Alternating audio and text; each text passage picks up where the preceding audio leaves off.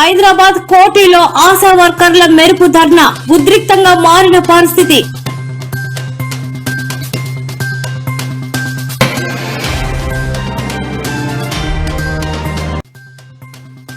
ఆంధ్ర గడ్డపై కాలు పెడితే తొక్కి పాడేస్తాం. బీఆర్ఎస్ కు మంత్రి వాసంశెట్టి స్ట్రైట్ వార్నింగ్.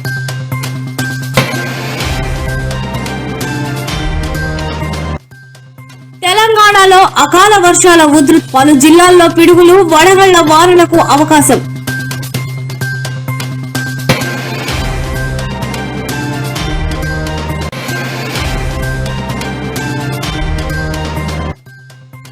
రాజమండ్రి కల్తీపాల ఘటనపై సీఎం చంద్రబాబు సీరియస్. ల్యాబ్ రిపోర్టుల తర్వాత నిందితులపై కఠిన చర్యలు స్పష్టం.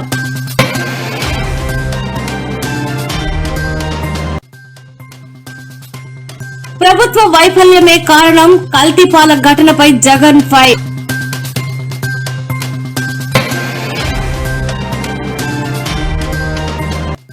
తిరుమలలో భక్తురాలికి పాము కాటు, హుటాహుటిన ఆసుపత్రికి తరలించిన స్థానికులు.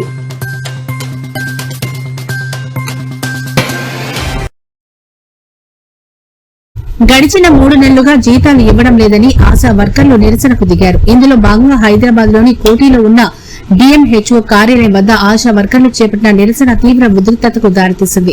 గత 3 నెలలుగా వేతనాలు అందకపోవడంతో తీవ్ర ఆర్థిక ఇబ్బందులు ఎదుర్కొంటున్నామని, తక్షణమే బకాయిలు విడుదల చేయాలని డిమాండ్ చేస్తూ వందలాది మంది ఆశా వర్కర్లు కార్యాలయాన్ని ముట్టడించారు. నిరసనకారులను అడ్డుకునేందుకు పోలీసులు ప్రయత్నించడంతో ఇరు వర్గాల మధ్య తోపులాట చోటు చేసుకుంది. ఈ క్రమంలో పోలీసులు నిరసనకారులను బలవంతంగా అక్కడి నుంచి ఈడ్చుకెళ్లేందుకు ప్రయత్నించారు. ఈ తోపులాటలో ఒక ఆశా వర్కర్ ఒక్కసారిగా స్పృహ తప్పి పడిపోవడంతో అక్కడ ఒక్కసారిగా కలకలం రేగింది. తోటి వర్కర్లు ఆందోళన వ్యక్తం చేయగా పోలీసులు వెంటనే స్పందించి ఆమెను అంబులెన్స్ లో చికిత్స నిమిత్తం ఆసుపత్రికి తరలించారు. శాంతియుతంగా నిరసన తెలుపుతున్న మహిళా వర్కర్ల పట్ల పోలీసులు అమానుషంగా ప్రవర్తించారని సంఘ నేతలు ఆగ్రహం వ్యక్తం చేశారు. ఆశా వర్కర్లు తమ డిమాండ్లను వివరిస్తూ అసెంబ్లీ బడ్జెట్ సమావేశంలో తమ సమస్యలు పరిష్కారానికి నిధులు పెంచాలని, కనీస వేతనం 18,000కు పెంచాలని డిమాండ్ చేశారు. అలాగే కేంద్ర ప్రభుత్వం పెంచిన 1,500 రూపాయల పారితోషికాలను వెంటనే అమలు చేయాలని కోరారు.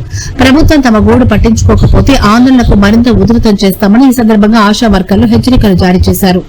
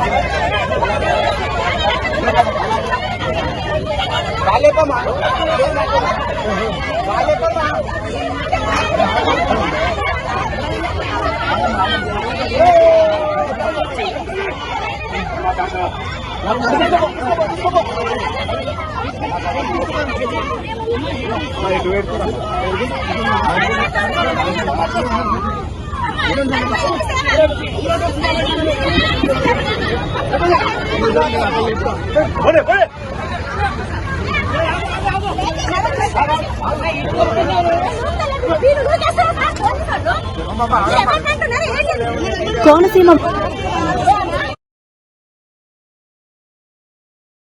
వేదికగా ఏపీ మంత్రి వాసంశెట్టి సుభాష్ సంచలన వ్యాఖ్యలు చేశారు.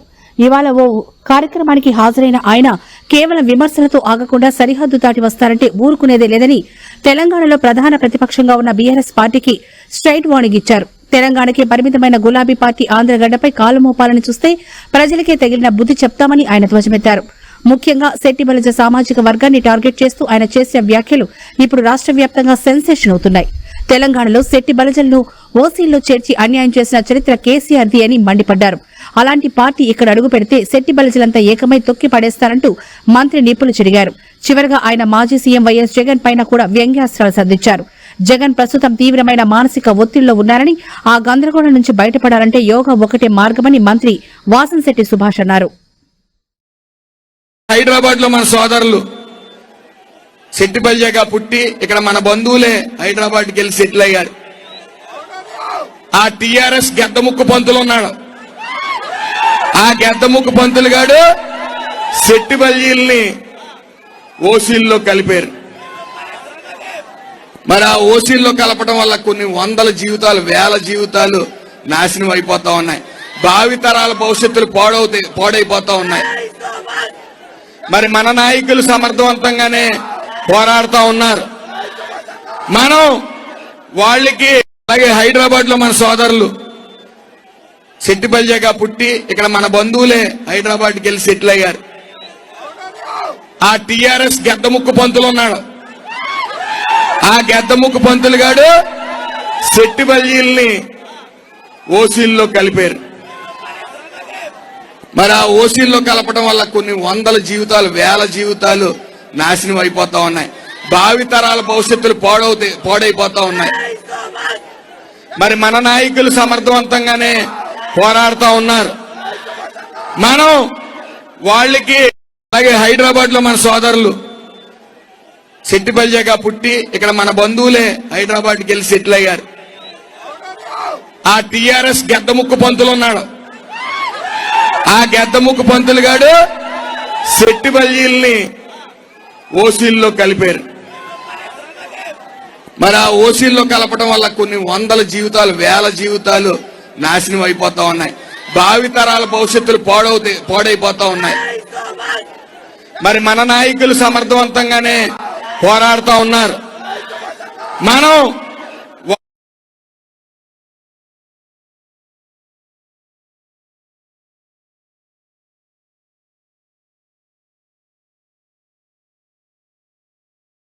చలికాలం పోయి ఎండాకాలం వస్తున్న క్రమంలో తెలంగాణ రాష్ట్రంలో అకాల వర్షాలు రైతులను ఇబ్బంది పెడుతున్నాయి.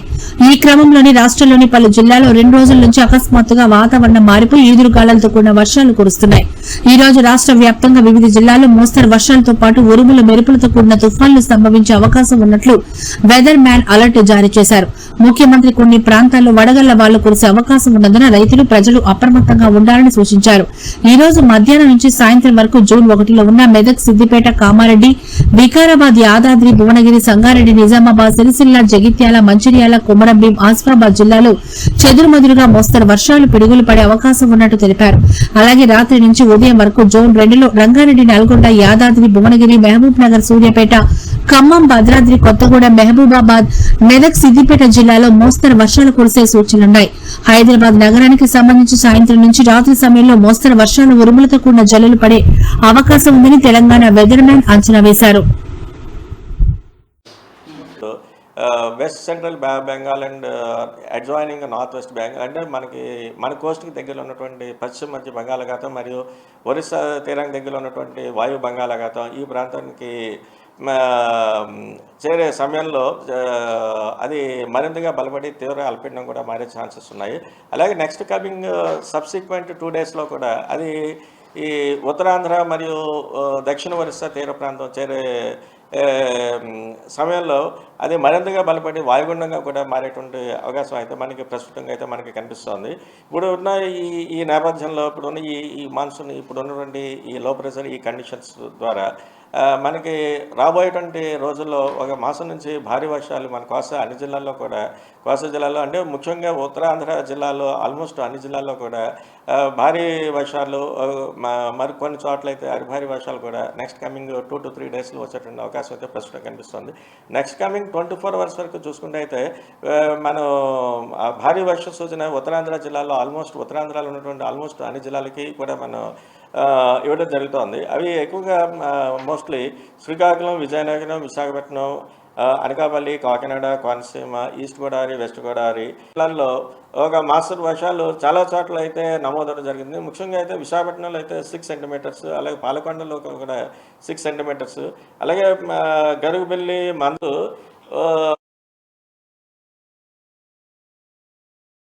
పెళ్లి పేరుతో జరుగుతున్న కొత్త తరహా మోసాలు ఇప్పుడు తీవ్ర కలకలం రేపుతున్నాయి.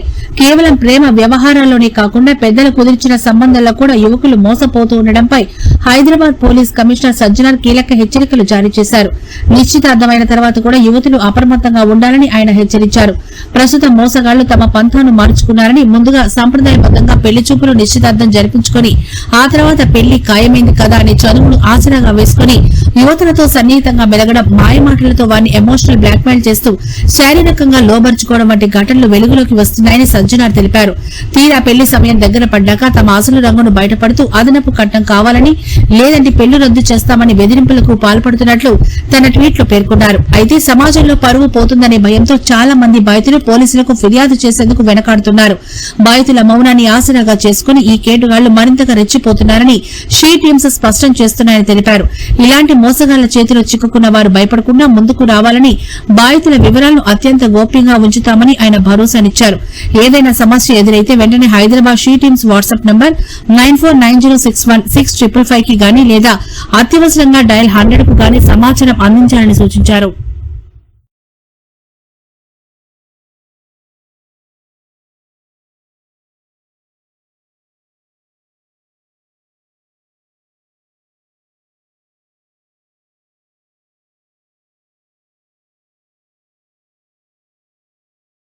రాజమహేంద్రవరంలో కల్తీ పాలు తాగి పలువురు మృతి చెందడం, మరికొందరు తీవ్ర అస్వస్థతకు గురైన ఘటనపై ముఖ్యమంత్రి నారా చంద్రబాబు నాయుడు సోమవారం ఉన్నత స్థాయి సమీక్ష నిర్వహించారు.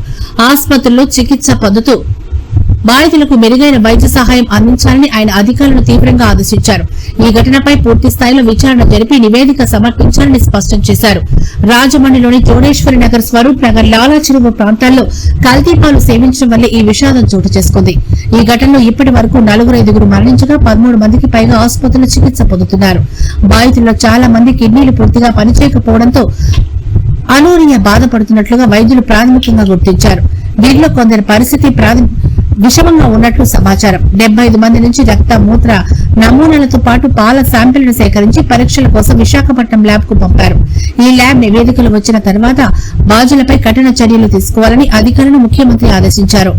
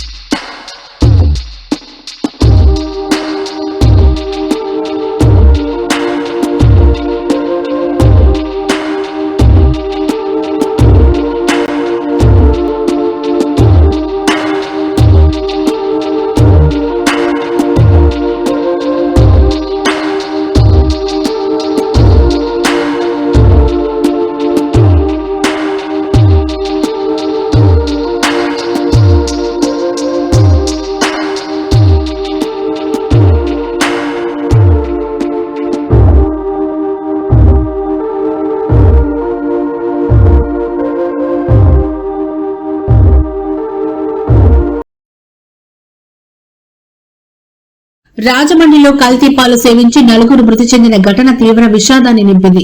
ఈ సంఘటనపై మాజీ సీఎం వైసీపీ అధినేత జగన్ తీవ్ర దిగ్భ్రాంతి వ్యక్తం చేశారు. మృతుల కుటుంబాలకు తన ప్రగాఢ సానుభూతిని తెలిపిన ఆయన ఆసుపత్రిలో చికిత్స పొందుతున్న వారు త్వరగా కోలుకోవాలని ఆకాంక్షించారు.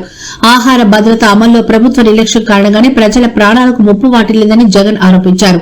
ఈ దారుణానికి కారణమైన వారిపై కఠిన చర్యలు తీసుకోవాలని ఆయన డిమాండ్ చేశారు. పర్యవేక్షణ లోపం వల్ల ఇలాంటి విషాదాలు జరుగుతున్నాయని, భవిష్యత్తులో ఇవి పునరావృతం కాకుండా తక్షణమే దిద్దుబాటు చర్యలు చేపట్టాలని సూచించారు. బాధితులందరికీ మెరుగైన వైద్యం అందించేందుకు ఆరోగ్య శాఖ వెంటనే రంగంలోకి దిగాలని, అవసరమైతే నిపుణులైన వైద్య బృందాలను పంపాలని జగన్ కోరారు. ఆహార భద్రతా తనిఖీలను కట్టుదిట్టం చేసి పాల వంటి నిత్యావసరాలపై ప్రజలకు నమ్మకం కలిగించాలని విజ్ఞప్తి చేశారు.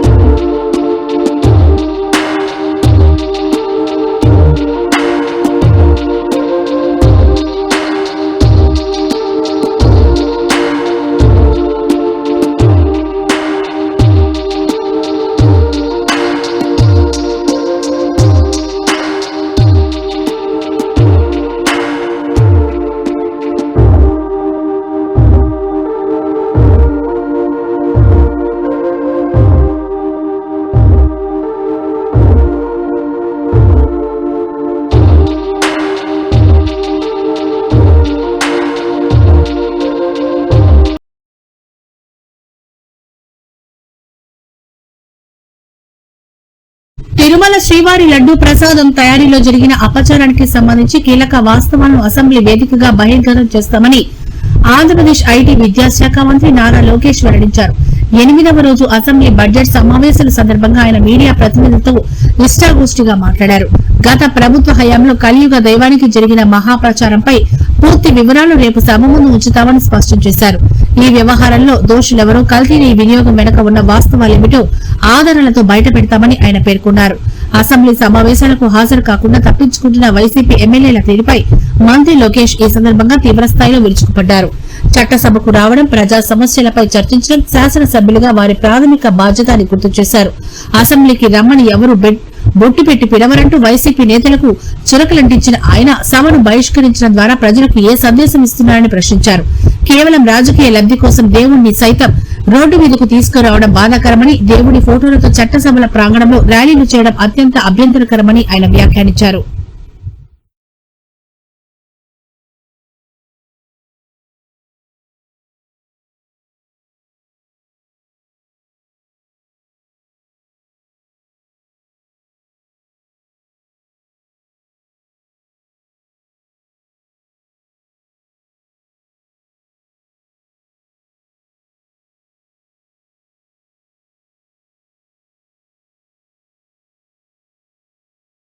తిరుమలలో శ్రీవారి దర్శనం కోసం క్యూలైన్ లో వేచి ఉన్న ఓ భక్తురాలు పాము కాటుకి గురవడంతో కలకలం రేగింది.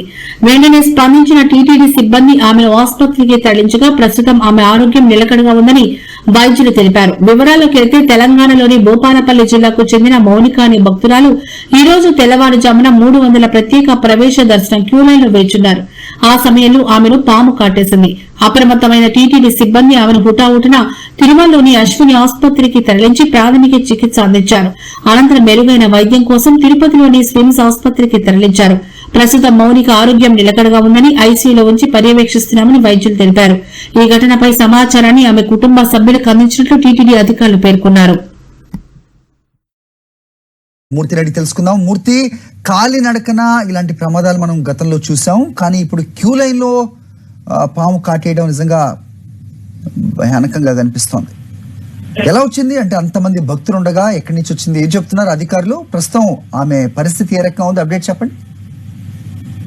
అది తిరుమల శ్రీవారి దర్శనానికి వచ్చినటువంటి ఒక భక్తురాలను పాము కాటు వేయటం ఇప్పుడు కలకలం రేపుతోంది. ఏదైతే తిరుమల శ్రీవారి దర్శనానికి ప్రత్యేక క్యూలో ప్రవేశ దర్శనం 300 రూపాయల టికెట్ కొనుగోలు చేసినటువంటి భక్తురాలు క్యూ లైన్ లో ఉండగా అనుకునే విధంగా పాము కాటు వేసింది. వెంటనే స్థానికంగా ఉన్నటువంటి తిరుమలలో అశ్విని ఆసుపత్రికి తరలించిన తర్వాత ఆమెకు వైద్యం అందించారు. మెరుగైన వైద్యం కోసం తిరుపతిలో ఉన్నటువంటి ఆ స్విమ్స్ హాస్పిటల్ తరలించడంతో ఆమె పరిస్థితి అయితే ప్రస్తుతం కోల్పోవడం జరిగింది. తెలంగాణ రాష్ట్రం భూపాలపల్లి చెందినటువంటి మౌనికగా ఆ యొక్క బాధ్యతలను గుర్తించారు. ప్రస్తుతం ఆమె అయితే పూర్తి స్థాయిలో కోలుకున్న తర్వాత తిరిగి ఆమె ఇంటికి పంపించేశామంటూ టీటీడీ సిపిఆర్ ఒక ప్రకటన కూడా విడుదల చేసింది.